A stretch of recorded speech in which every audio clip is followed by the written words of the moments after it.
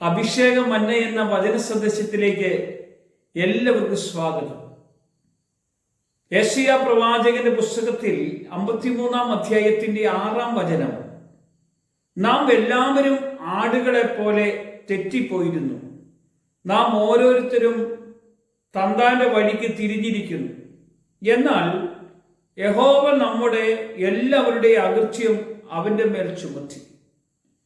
ഇവിടെ ഒരു പാപപരിഹാരത്തെ നമുക്ക് കാണാൻ കഴിയും. വേദപുസ്തകത്തിലെ അതിപ്രധാനമായ സന്ദേശമാണ് പാപപരിഹാരം. ക്രിസ്തുയേശുവിലൂടെയാണ് ദൈവം സകല മനുഷ്യർക്കും പാപമോചനം നൽകുവാൻ ഇടവന്നത്. പാപപരിഹാര പദ്ധതി പഴയ നിയമം മുതലേ വിശുദ്ധീകരിച്ചാണ് പുതിയ നിയമത്തിലേക്ക് കടന്നു വരാൻ ഇടവന്നത്. ഇവിടെ കർത്താവ് പറയാണ്, എല്ലാവരും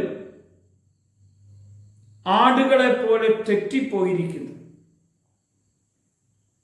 കാരണം ആടുകൾ തെറ്റിപ്പോയാൽ അത് തിരിച്ചു വരണമെങ്കിൽ അതിന് വഴിയറിയാതെ പോകും. തെറ്റിപ്പോകുന്ന മനുഷ്യനെ തിരിച്ചു കൊണ്ടുവരുവാൻ വേണ്ടിയാണ് ലോകത്തിലേക്ക് യേശു കടന്നു വരാൻ ഇടവന്നത്. അതുകൊണ്ടല്ലേ യേശു കർത്താവ് പറഞ്ഞത്, കാണാതെ പോയതിനെ തിരഞ്ഞ് രക്ഷിപ്പാൻ എത്രേ മനുഷ്യപുത്രൻ വന്നിരിക്കുന്നത്. അതിന് കർത്താവ് ഒത്തിരി ഉദാഹരണങ്ങളെല്ലാം ബൈബിളിൽ നമ്മളോട് പറഞ്ഞിട്ടുണ്ട്.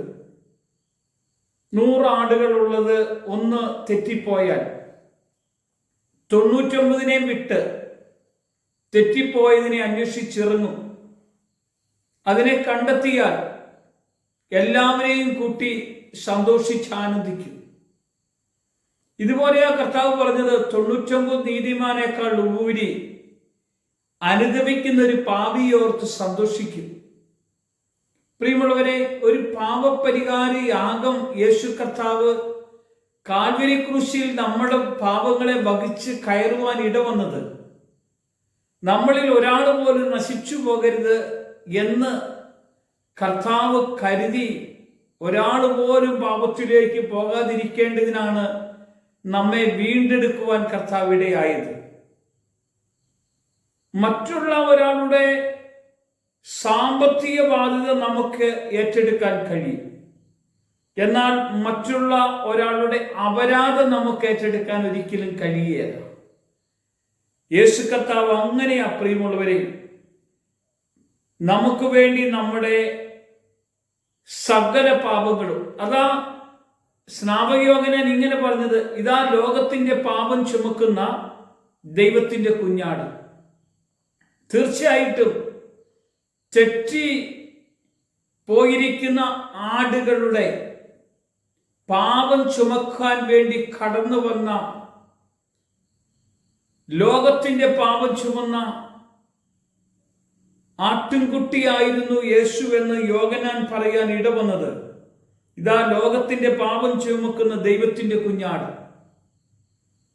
യേശു ക്രൂശിൽ കയറിയത് നമ്മുടെ ഓരോരുത്തരെയും പാപത്തിന് പരിഹാരമായിട്ടായിരുന്നു ക്രൂശിൽ കയറിയത്.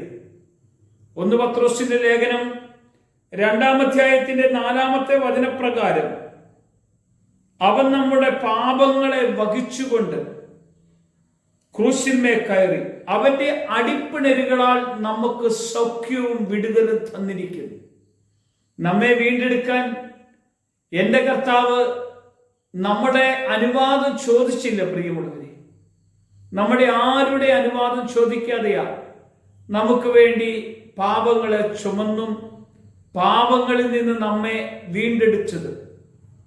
ഈ വീണ്ടെടുപ്പ് ഞാൻ തിരിച്ചറിയണമെങ്കിൽ യേശുക്രിസ്തു എൻ്റെ പാപങ്ങൾ ഏറ്റെടുത്തു എന്ന് ഞാൻ ഹൃദയത്തിൽ വിശ്വസിക്കുകയും യേശു എനിക്ക് വേണ്ടി പാപങ്ങൾ മരിച്ചു ഉയർത്തെഴുന്നേറ്റുവെന്ന് അധരം കൊണ്ട് ഏറ്റുപറയുകയും ചെയ്താൽ ഞാൻ രക്ഷാനുഭവത്തിലേക്ക് കടന്നു പോകാൻ ദൈവം ഇടയാക്കും.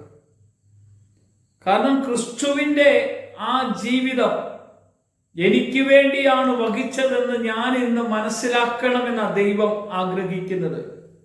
തെറ്റിപ്പോയ എന്നെ നേർവഴിക്ക് കൊണ്ടുവന്ന കർത്താവിൻ്റെ സ്നേഹം ലോകത്തിൽ ഇതുപോലെ ആരും സ്നേഹിച്ചിട്ടില്ല.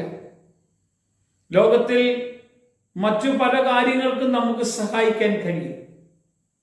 നിന്ദിക്കപ്പെട്ട് പരിഹസിക്കപ്പെട്ട് തള്ളപ്പെട്ട അവസ്ഥയുടെ നടുവിൽ നമ്മളാരും ഈ ലോകത്തിൽ മറ്റുള്ളവരുടെ മുമ്പിൽ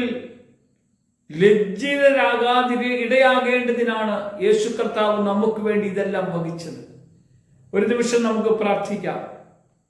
തെറ്റിപ്പോയിരുന്ന എന്നെ നേർവഴിക്ക് നയിക്കുവാൻ എൻ്റെ കർത്താവ് എനിക്ക് വേണ്ടി കാൽവരി ക്രൂശിൽ കയറിയെങ്കിൽ, എൻ്റെ പാപങ്ങളെ വഹിച്ചെങ്കിൽ, കർത്താവെ നിന്റെ കൃപയിലും നിന്റെ സ്നേഹത്തിലും ഇന്നു മുതൽ മുന്നോട്ട് പോകത്തക്ക വിധം എന്നെ അഭിഷേകം ചെയ്യണമേ എന്ന് പ്രാർത്ഥനയോടെ ഈ വചന സന്ദേശം നമ്മുടെ ഓരോരുത്തരുടെ ഹൃദയത്തിൽ വെളിപ്പെടുവാൻ കർത്താവ് ഇടയാക്കട്ടെ.